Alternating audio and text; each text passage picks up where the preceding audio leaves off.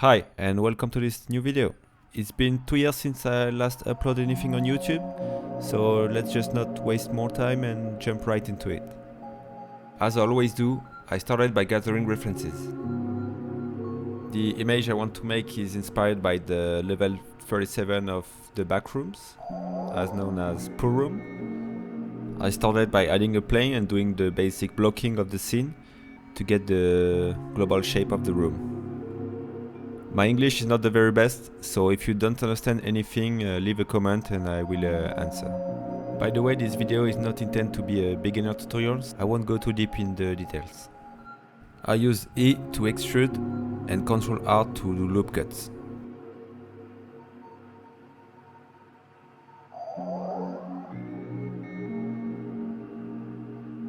I then extruded the edges to make the walls. I use the snap option set to vertices to make sure the walls are all the same size. You can maintain the Ctrl key to enable the snap option.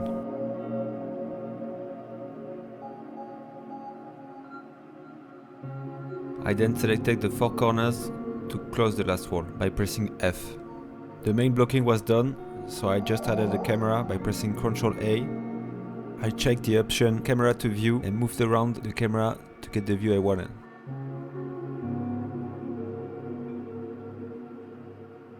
I then closed the ceiling, which I forgot to do at the beginning.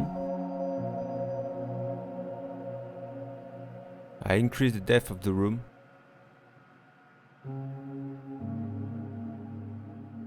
And added a plane, which later will be the water surface.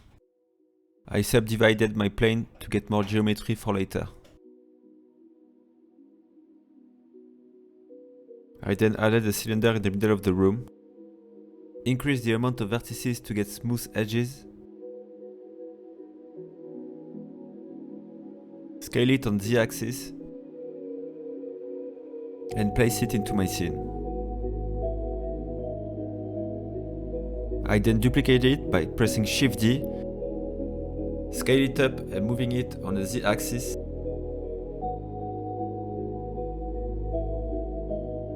And then add a Boolean modifier to the main room.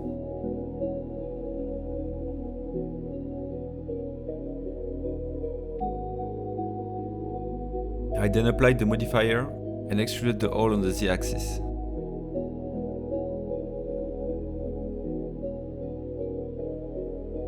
I repeat the same process on the right wall. I just cut the cylinder in half by selecting half of the vertices and close the shape by pressing F.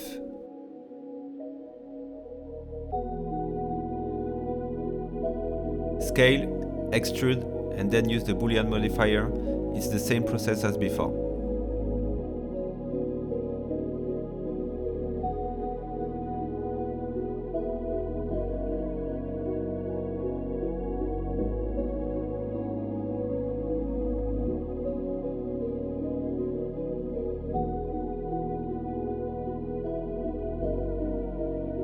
Now I have a window to the rest of my scene, so I need to create more room in the background.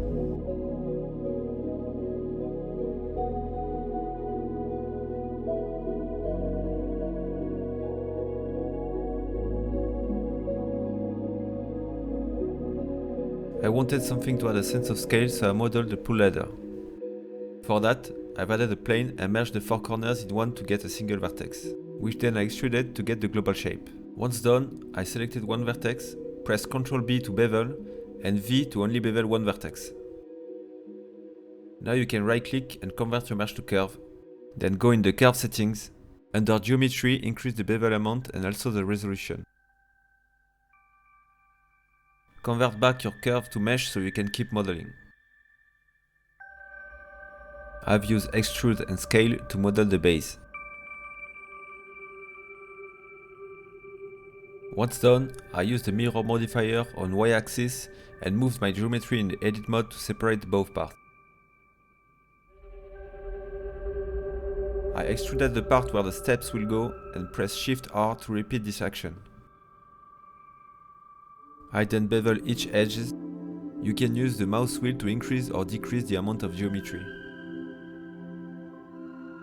I then selected the face from the inside checked the clipping option in the mirror modifier, and extruded them until they merged. Now, the size of the ladder will define what's the room scale. I always try to keep my camera view on my screen when I move things around to make sure the composition is still okay.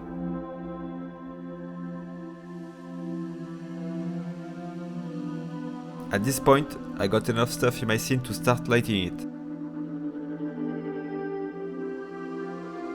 I play around with different type of lighting, and for this one, a big area light will do the job.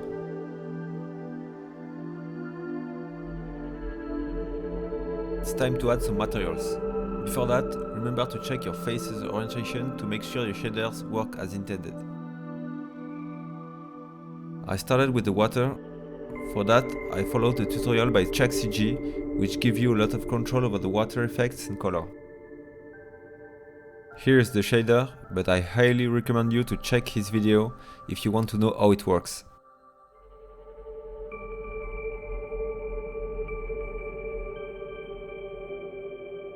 I added more light sources to add some contrast to the image. I play around with the color and the power of the light.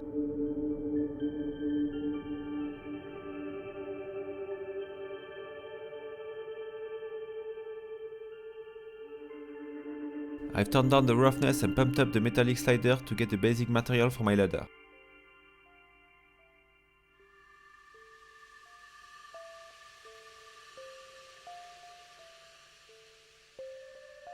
Now I worked on the tiles material.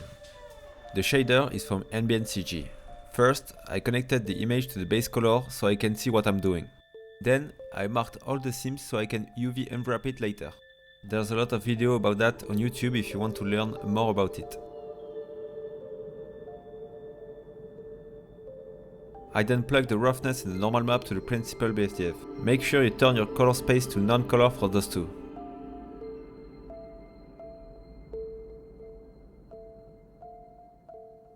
I marked the seams for the rest of the walls and UV unwrapped it.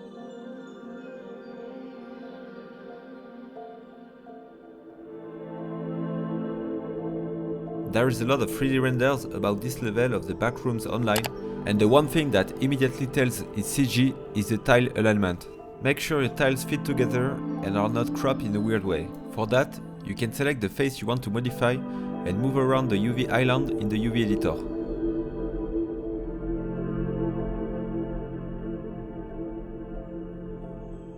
I added a deep hole at the bottom of the pool to increase the thalassophobia effect.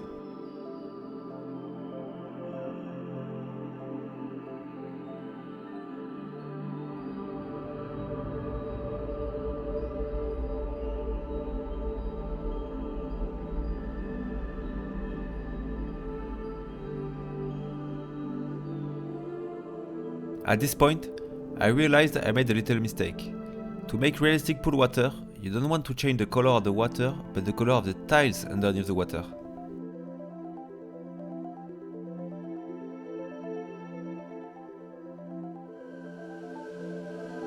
I played around with lights to add more details to the final image. I added a tunnel at the back of the second room to increase the feeling of endlessness of the space.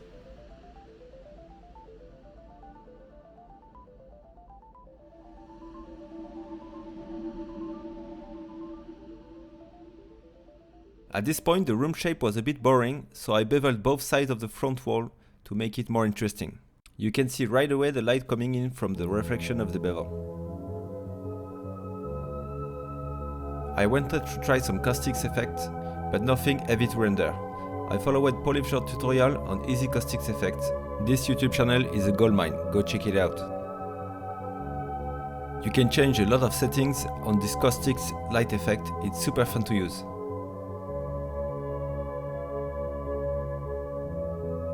At this point, I do a first real render to see how it would look like.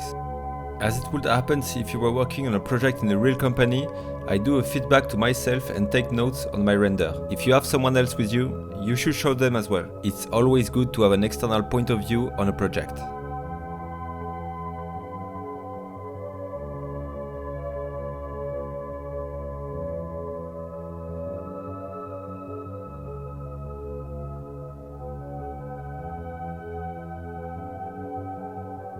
After taking care of all the notes I wrote to myself, it's time for the final render. For this project, I did a render in 2K resolution with 1000 samples. It took around 30 minutes on my 3080 and I can probably improve the time. I did a few tweaks on Photoshop and called it a day. Here's the final render. I did a high quality image and a JPEG one with a lower resolution. I hope you liked this video. Feel free to use the comment section to ask anything or suggest your ideas for the next video.